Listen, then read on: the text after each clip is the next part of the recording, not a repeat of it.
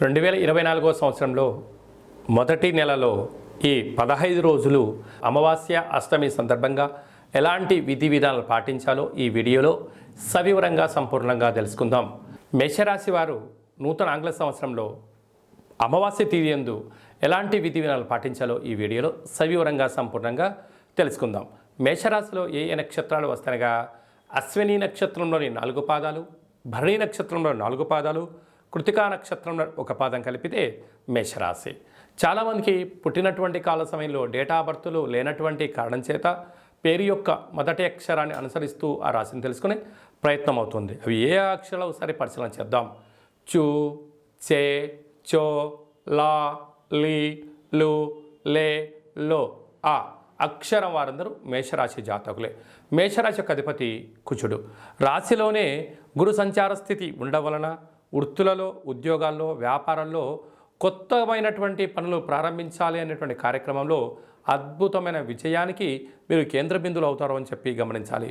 ఏదైనా జరగబోతున్నటువంటి విషయాన్ని అందరికన్నా మీరు ముందే పసిగట్టి ముందు వరుసలో ఉండడం, తగు ప్రమాదాలను నివారించుకుంటూ ఐశ్వర్యానికి, అదృష్టానికి, కష్టపడే తత్వానికి స్వాగతం పలుకుతూ వెళ్ళేటువంటి విషయంలో మేషరాశి వారికి ఇది చాలా మంచి కాలము అని చెప్పి గమనించాలి.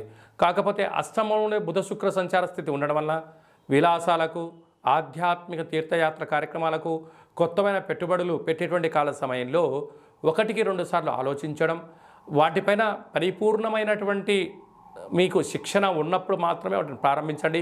లేకపోతే శిక్షణ తీసుకోండి, ప్రారంభించండి.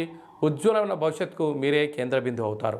పోతే భాగ్యస్థానంలో రవి కుజ సంచార స్థితి ఉండడం వల్ల ప్రేమికుల మధ్య సయోధ్య, భార్యాభర్తల మధ్య అన్యోన్యత, పార్ట్నర్షిప్ వ్యవహార కార్యక్రమాలు నడిపించేటి వారందరూ కూడా ఎంతో జాగ్రత్తగా ఉన్నట్లయితే రాబోయే కాలం అంతా కూడా మంచి కాలం అని చెప్పి గమనించాలి.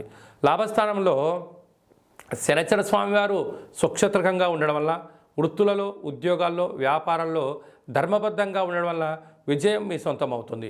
వ్యయంలో రాహు సంచార స్థితి. దయచేసి అప్పులు ఇవ్వద్దు, అప్పులు తెచ్చుకోవద్దు.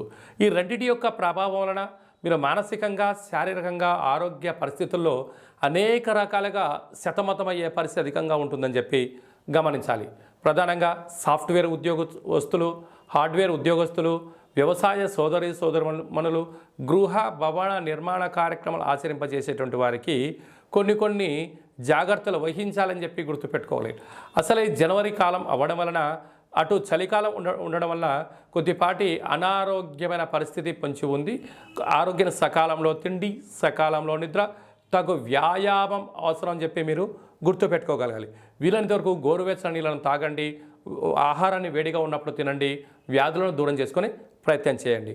కనుక ఈ 11వ తారీఖు అమావాస్య సందర్భంగా మేషరాశి వారు ఈ అద్భుతమైన ఇంకనూ విజయం సాధించగలగాలి అన్నట్లయితే మీరు ప్రతిరోజు భోజనం చేసేటువంటి కాల సమయంలో కుక్కకు కానీ, కాకికి కానీ, ఒక సాధువుకు కానీ అన్నదానం చేసి మీరు అన్నం తిన్నట్లయితే మీరు అనుకుంటున్న అన్ని పనులలో ఉన్న ఆటంకాలను, కర్మను దానం చేయడం అని చెప్పి గమనించాలి.